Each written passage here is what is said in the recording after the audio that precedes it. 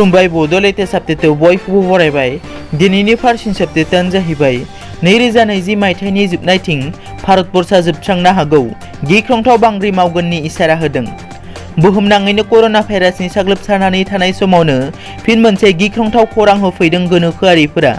थारैनो 2020 मायथाइयाव मोनसेनि उनाव मोनसे खैफोद फैबाय थानायखौ नुनो मोन्दों।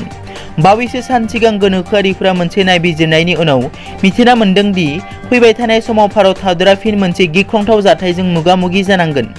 मानोना गोनोखोआरिफोरा मिथिहोनाय बादिब्ला हिमालय हाजोमानि खाथि-खाला ओनसोलाव मोनसे गिख्रंथाव बांग्रि मावनायनि इसाराखौ नुनो मोन्दों।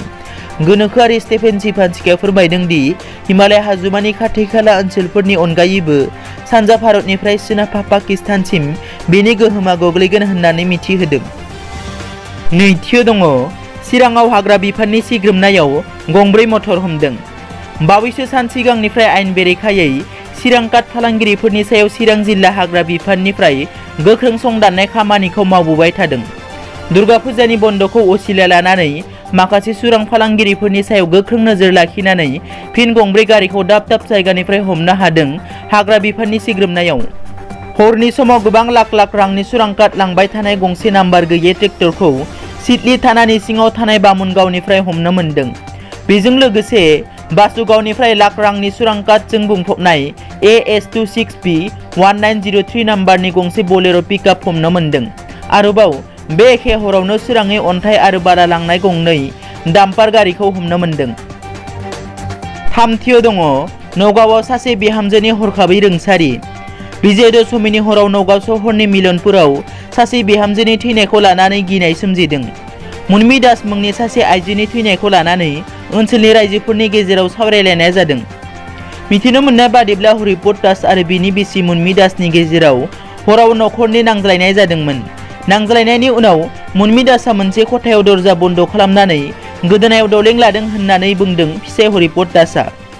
मुनमि दासनि नखरनि सोद्रोमाफोरनि बादिब्ला बेयो गावखौ फोथैना लानाय नङा, सिगाङावनो थिखाना बुथारनायसो होननानै अजद होदों।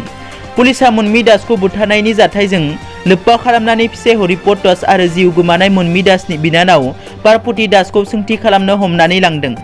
मख'नो गोनांदि हरिप्रद दास आरो पार्बती दासनि गेजेराव मोजां मोनलायनायनि सोमोन्दो दं होननानै सन्देह खालामदों पुलिसआ। ब्रैथियाव दङ 14 नं चिरांदुवार ब्लकनि बानजायनायाव UPPL दोलोनि सायखल हान्जा सोरदों। राजखान्थियारि खुंथाय सोलायनायनि मुङाव 14 नं बियाबनि बिजाथिजों लोगोसे ओनसोलनि लोब लोब रायजो राजाफोरा सायखल हान्जा सोरदों।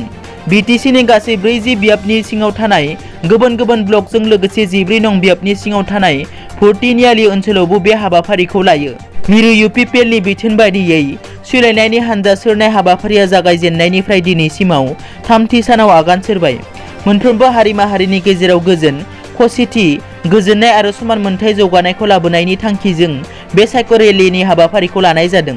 मानोना थांनाय 15 बोसोर बिब्बिबनि खुंथायाव थानाय ओनसोलनि गोबां रायजो राजाफोरा गोजोन गैयैनि थाखाय गोग्गो जौगानायखौ मोननो हायाखैमोन।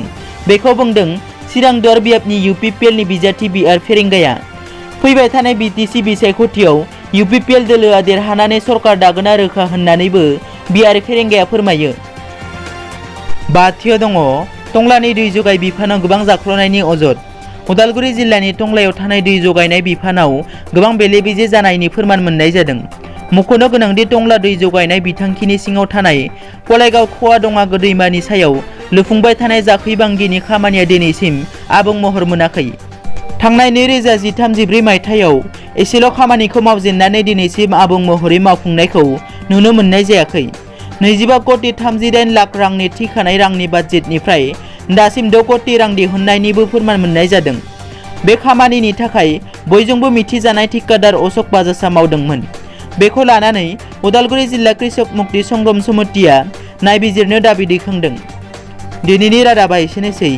नोंथांमोना जुदि आंनि चेनेलखौ दासिमबो साबस्क्राइब खालामाखै, अन्नानै साबस्क्राइब खालाम। गोजोन्थों।